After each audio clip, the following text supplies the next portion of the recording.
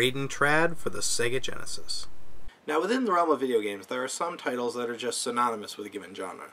For example, if you were to think of platformers, Mario and Sonic come to mind. For role-playing games, Final Fantasy and Dragon Quest. But in the realm of shoot-'em-ups, there's only really one title you should know. And that's Raiden.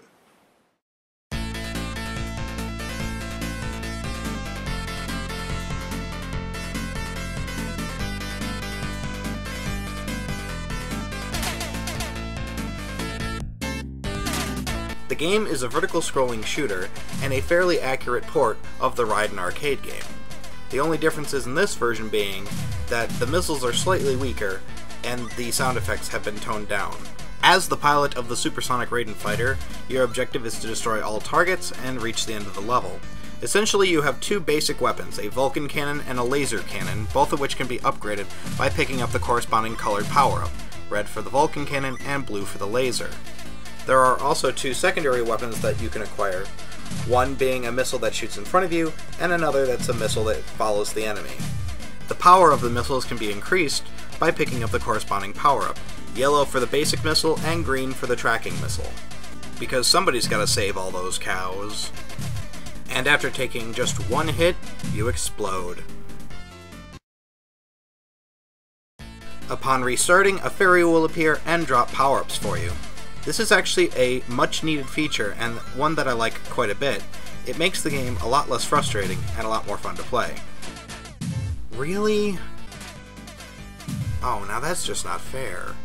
That's not to say the game is easy. It is quite difficult. But with some practice, I was able to get to the second level. For some reason, this level just makes me want to play with my micro machines again. The micro machines, collect them, race them, trade them from Baloo. Remember, if it doesn't say micro machines, it's not the real thing. One additional weapon that you have at your disposal is a screen-clearing bomb. This comes in very useful during boss fights, like this one. Suck on my badly pixelated bullets. I know I should feel like I accomplished something big there, but I don't. And apparently every 300,000 points, you get an extra life. The only negatives that this game has I can think of are the fact that the sprites in the background tend to flicker quite a bit when there's a lot going on screen. Also, the game lacks any sort of two-player multiplayer option, something that is present in the arcade version but absent here. I'm not really sure why this was left out, since I'm pretty sure the Genesis could handle some pretty intense two-player action.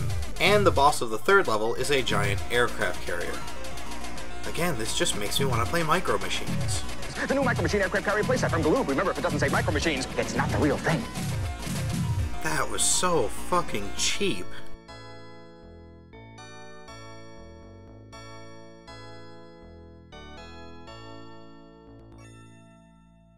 Well, that's as far as I can get.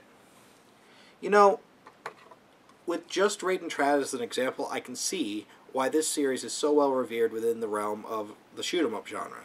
It's not as difficult as an R-Type or Gradius, and best of all, it's got great music, great graphics, great control, and is overall just a blast to play. I highly recommend this game to anybody interested in this genre. Overall, I give this 8 out of 10. As always, I'm your host Marauder, and this has been another episode of Marauder's Retro Adventures, and I'll catch you guys later.